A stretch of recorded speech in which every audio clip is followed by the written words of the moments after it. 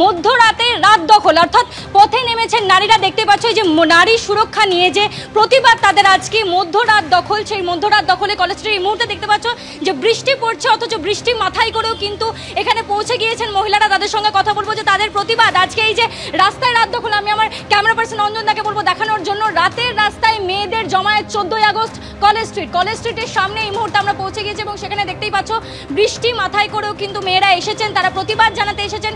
সময় যত গড়াবে 11:55 সময় দেওয়া রয়েছে, অর্থাৎ মধ্যরাতে কিন্তু আরও বেশি ভিড় এখানে বাড়বে। বৃষ্টির কারণে এই মুহূর্তে অনেকেই পৌঁছতে পারেননি, তবে পথে কিন্তু অনেকেই রয়েছেন। যারা রয়েছেন তাদের সঙ্গে কথা বলবো।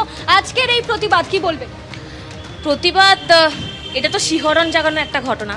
প্রথমত প্রতিবাদটা তো ভেতর থেকেই আসছে, আর এই জঘন্য অপরাধের একটা চূড়ান্ত মীমাংসার জন্যই আজকে প্রতিবাদ, আর তাছাড়া আর কোনো কথা বলার নেই।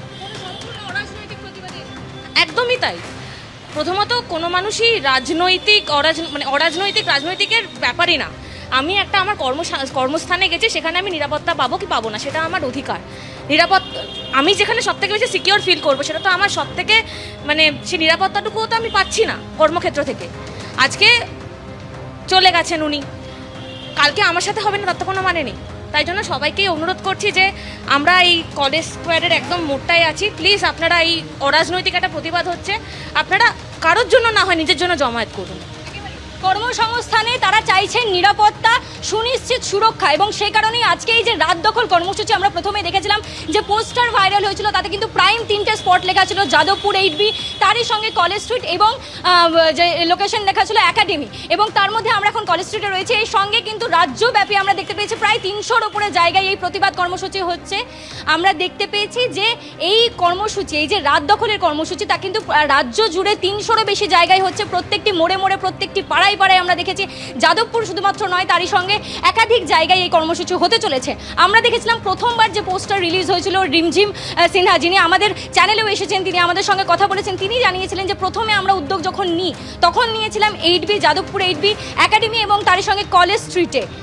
তারপরেই কিন্তু দেখা গেল যে এই বিষয়টা কিন্তু একদম রাজ্য জুড়ে সাড়া ফেলে দিল। রাজ্য জুড়ে সাড়া ফেলা মাত্রই রাত দখল করতে নারীরা কিন্তু পথে নামার প্রতিজ্ঞা করেছেন, এবং আজকে 14ই আগস্ট রাতে, অর্থাৎ আগামীকাল 15ই আগস্ট যখন সকাল হবে, 1947 সালের যে স্বাধীনতা আমরা অর্জন করেছিলাম তার 78 বছর পূর্ণ হবে। কিন্তু এই যে নারী সুরক্ষা এখনও মেয়েদের কাছে একদম অধরা রয়ে গিয়েছে।